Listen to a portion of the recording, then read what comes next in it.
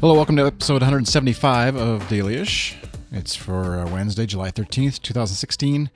Feels like 26 degrees out, but it's actually 23. Don't let the humidity or whatever it is out there. I haven't actually been outside that much today. Fool you. This episode of Dailyish is brought to you by FeedPress. Visit feed.press/Dailyish today to check out podcast hosting and analytics for your RSS feeds. If you're a blogger, you can use it. If you're a podcaster, you can use it. If you're a podcasting blogger, you can definitely use it. Use promo code Dailyish during checkout to get 10% off your first year of hosting with FeedPress. My thanks to them for sponsoring Dailyish as well as goodstuff.fm. And it's also brought to you by Patreon supporters, possibly like you, who support me on Patreon. Thank you very much for those of you who do. And if you're interested in checking it out, visit patreon.com/iChris. You can check out how you can support my podcasting efforts a little more directly with $1 or $2 a month. First of all, a shout out to @U2 staffer and my new best friend Sula, who sent me a copy of Fools Rush In, a true story of love, war, and redemption by Bill Carter. It's a book that's about a guy who, ran into Sarajevo in the Bosnian and Herzegovian War started in the early 90s.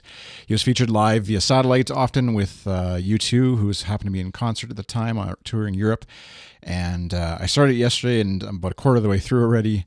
Definitely a great read, easy page turner, not easy content to read, obviously, as he's, at least where I am in the story, he's just getting into Sarajevo and sort of the circle of Bosnian folks who are around, armies who are around them, basically killing them at night, but letting aid and food into the city for a price, obviously, as it goes through. And all the politics and stuff involved, but more just like the on-the-ground stories of what he was doing, mixing it with his story of life back home.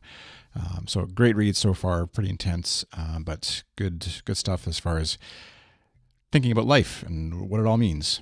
Thanks for the positive feedback on the previous episode with my kids, talking about Kyle and Kenny, talking about wieners. I'm always happy to raise the level of discourse in the podcasting world like that. If you have questions I should ask my kids for a future episode of this podcast, I'd love to do so.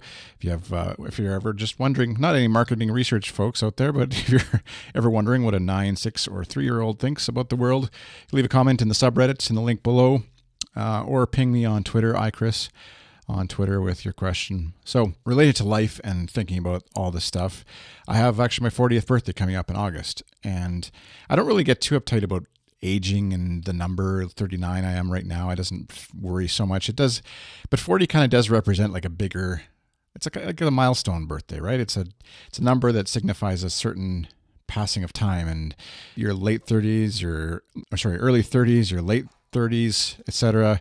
kind of, they just like when you're in your 20s, they kind of just blend together. You're either an early 20, late 20, early 30s, late 30s, and all those things. And then 40 is kind of just one of those numbers. And obviously society as a whole kind of builds it up into a bigger event.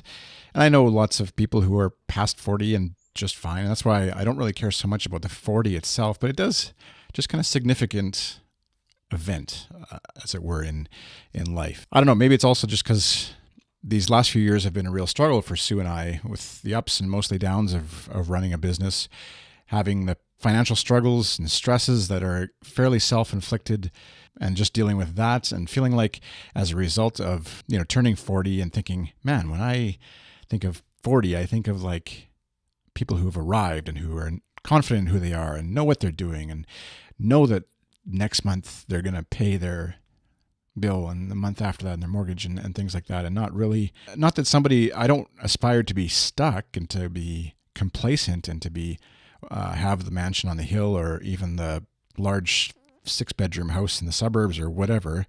It's not about that. It's more just like, I think, seeing it through my kids' eyes, and they're old enough now that I'm remembering the days when I was their age and thinking about my family and my parents and where they were at in their life at that stage when I was 9, turning 10 and things like that. It's one thing when you're kind of young, they're little, and you're not really, they're not aware, and they're not aware of all the stuff that's going on, all the stresses in life. And coupled with that, having this perception anyways, that, friends and family that aren't really that interested in you because maybe you don't have enough money, or you don't have the right kids, or you don't have the right kind of attitude about things sometimes, or you like to push conversations, or it's very self-inflicted. It's very much perception more than reality, I really do believe. But once you allow your brain to go to a negative, dark space, it's really hard to pull it back from that. And I wish we could say we were on the other side of this. It keeps feeling like surely it's got to be just around the corner. But I know even within this podcast, I've talked about this many times, and I don't think that there's a space where I'm going to arrive and feel like, phew, I can relax. I don't have to worry about anything ever again. That's certainly not my expectation of life. But I honestly kind of thought by now a certain balance, a certain basis of life and possibly income and things like that would be established. And that's, again, with 40 coming up on the horizon, it kind of just pushes that mentally into my brain as like hey, you haven't arrived. You don't have things together. 40 kind of signifies to me that I haven't really arrived. And I know it's silly when I say it out loud. That's kind of why I do these podcasts like this and let myself ramble a bit, because I know it's silly in reality, but you can't, it's hard to fight the brain that tells you it's not in the darker moments. And when our peers and younger families around us are moving on to the next phases of life, taking their families on trips and going to exotic locations and things like that, and we're kind of like just trying to make sure each month goes okay and that we have enough to pay. They have enough to make sure that we have money to buy our kids a small birthday present year after year. That just takes a toll.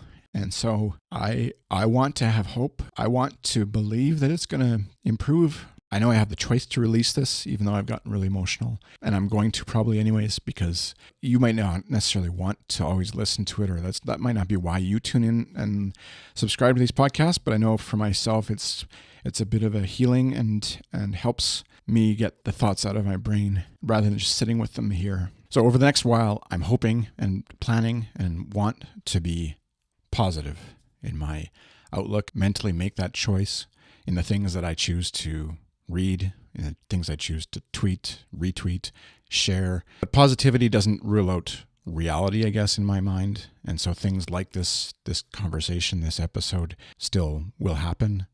But I really want to try and choose to be positive and not let myself get stuck into the negative cycle that often consumes my thoughts. And especially working alone, it's very easy to sit and dwell.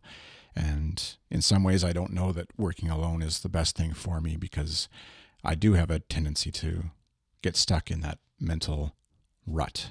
I hope you want to stick around and journey with me through this by listening to the podcast and things, but I understand if it's not your thing and you need to step off the daily-ish train, as it were. If it all works out, I'm going to release a video version of this to the Patreon folks, just because I had planned to record a video version, just nothing to do with the content, just was a thing I wanted to do. So hopefully that all works out in the edit, and so Patreon folks can watch a video version rather than listen to it if they want. But I guess it's too late to tell you that now. And we'll see you again in the next episode. Thanks for listening. Have a great day. Bye.